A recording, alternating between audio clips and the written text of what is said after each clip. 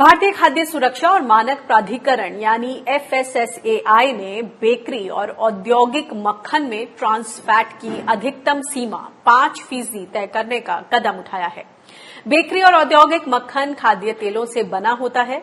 इसे मार्गरीन कहा जाता है। ये होटल और रेस्टोरेंट में दूध से बनने वाले मक्खन के विकल्प के तौर पर इस्तेमाल किया जाता है। दरअसल मार्गरीन के बढ़ते इस्तेमाल को लेकर केंद्रीय मंत्री नितिन गडकरी ने पीएम मोदी को पत्र लिखा था। अपने पत्र में उन्होंने कहा था कि इससे न सिर्फ लोगों की सेहत पर बुरा असर पड़ रहा है, बल्कि डेयरी सेक्टर और इससे जुड़े किसानों को भी नुकसान उठाना पड़ रहा है। उनकी चिट्ठी के बाद पीएमओ ने FSSAI को मार्गरीन जैसे नकली मक्खन के इस्तेमाल को लेकर गाइडलाइंस लाने के निर्देश दिए थे। अब FSSAI ने नकली मक्खन यानी मार्गरीन के इस्तेमाल वाले उत्पादों के पैक पर ट्रांस फैट और सैचुरेटेड फैट की मात्रा लिखने को भी अनिवार्य बना दिया है। इसके अलावा खाद्य तेलों में 2021 तक ट्रांस फैट को 3% और 2022 तक 2% तक सीमित करने की बात कही है। वास्तव में नकली मक्खन यानी मार्गरीन खाद्य तेलों से बनता है। इसमें बड़ी मात्रा में ट्रांस फैट पाया जाता है जो कि शरीर में बैड कोलेस्ट्रॉल को बढ़ाता है। इससे कई रोगों की संभावना बढ़ जाती है, लेकिन असली मक्खन की तुलना में सस्ते होने की वजह से मार्गरीन का इस्तेमाल लगातार बढ़ रहा है। इससे डेयरी सेक्टर को भी नुकसान उठाना पड़ रहा है। हमारे साथ इस पर बातचीत करने के लिए विजय सरदाना जी हैं, जो कि लीडिंग टेक्नो लीगल एडवोकेट हैं on agriculture and food sector. तो ये खास तौर से सस्टेनेबल एग्रीकल्चर और फूड सिक्योरिटी के मुद्दों को आवाज देते रहे हैं। सरदाना जी, बहुत बहुत स्वागत है आपका किसान बुलेटिन में। सरदाना जी, ये जो गडकरी जी का स्टेटमेंट है, इसको आप किस तरह से आगे ले जाना चाहेंगे? अल्टीमेटली बात है कंज्यूमर्स की भी कि वो क्या खा रहे हैं और किसानों की भी, जो दूध के किसान हैं। सबसे पहले तो मैं गडकरी जी को धन्यवाद देना चाहूंगा। पहली बार किसी केंद्रीय मंत्री ने फूड सेफ्टी और फूड क्वालिटी को लेके इतना बड़ा बयान दिया और इतना महत्वपूर्ण नोट भारत के प्रधानमंत्री को लिखा। बाकी मंत्री आज तक अपने आसपास ये चीजें होते देखते रहे, लेकिन किसी ने इनिशिएटिव नहीं लिया। ये एक चिंता की बात है। जहां तक बात है मार्जरीन की, पहली बात तो ये बटर नहीं है, ये वनस्पति तेलों से बनने वाला, जिसको आप डालडा कह सकते हो, वनस्पति तेल है, बाकी जो चीजें हैं उनसे बनने वाला आप ये कह सकते हैं एक डुप्लीकेट बटर है। तो मार्जरीन जो है वो सस्ता बटर का अल्टरनेट है जो तेलों से बनाया जाता है। अब इसकी यूटिलिटी क्या है और इसका फायदा नुकसान क्या है, इस पे हमें थोड़ा सा समझना पड़ेगा और कंज्यूमर्स को क्यों सोचना चाहिए, इस पे मैं थोड़ा सा बात करना चाहूंगा आपसे। सबसे पहले तो देखिए, जिन देशों में दूध नहीं होता है वहां पे उनको बटर आयात करना पड़ता है। वहां की जनता, जैसे अफ्रीका है जहां गाय नहीं है, या चाइना है जहां पे गाय नहीं है, भैंसे नहीं है, लेकिन उनको कुछ तो चाहिए जो अपने ब्रेड पे या किसी और चीज पे लगा के वो ब्रेड खा सके।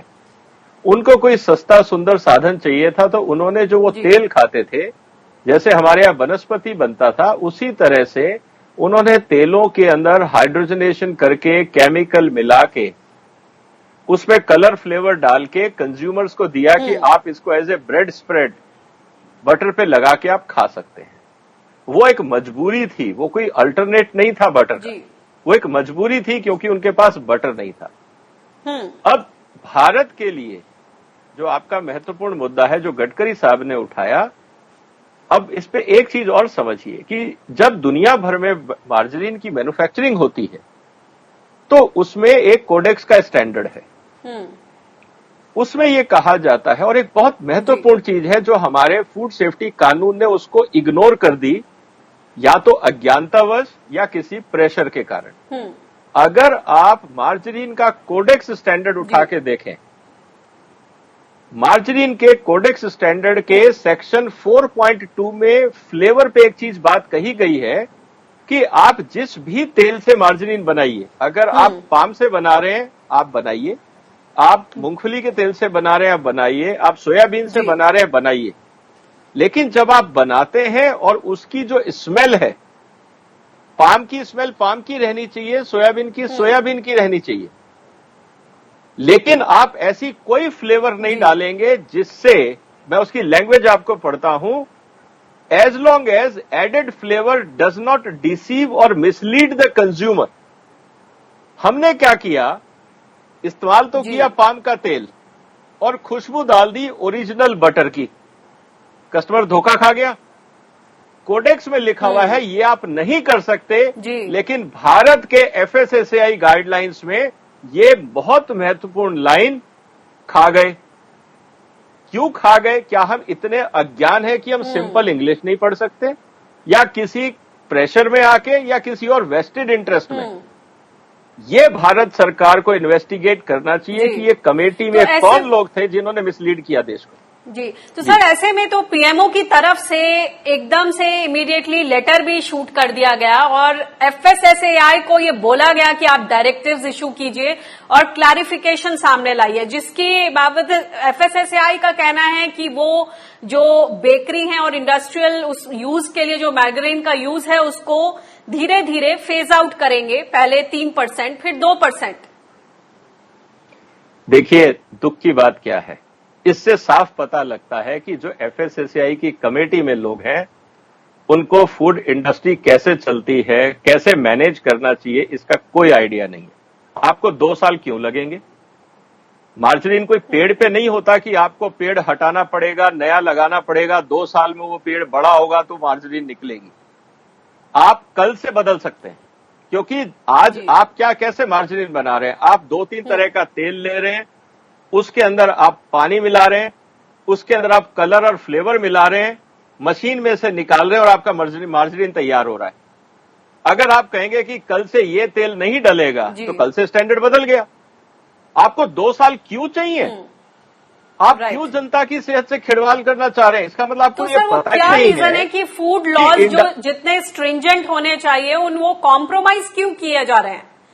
क्योंकि एक तरफ जो किसान है उनकी जो पाए में जो शेयर है उसमें खा रही है ये जो मार्गरीन की जो मात्रा है, क्योंकि देश में हम देख ही रहे हैं कि डेयरी के किसान जगह जगह आंदोलन कर रहे हैं, कितने परेशान हैं, प्रोक्योरमेंट ठीक से नहीं हो रहा, देश में कोविड की वजह से उपलब्धता ज्यादा है दूध की जगह जगह, और ऊपर से आयात हो रहा है, और इधर जो मार्गरीन है जो जिसे कहना चाहिए आर्टिफिशियल बटर वो भी उपलब्ध है।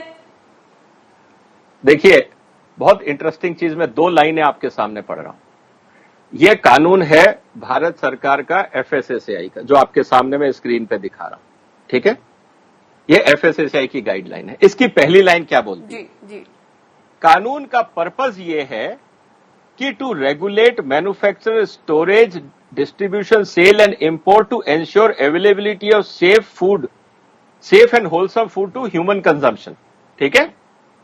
आपको कंज्यूमर का ध्यान रखना है जी, और एफएसएसएआई के ऊपर जब गडकरी साहब ने सवाल उठाया तो एफएसएसएआई का ऑफिशियल सर्कुलर क्या बोलता है? Since industry has agreed on the issue, now regulator will issue the draft notification. मतलब आप अगर इंडस्ट्री तैयार नहीं होती तो आप नोटिफिकेशन नहीं निकालते। आप कहना क्या चाह रहे हो?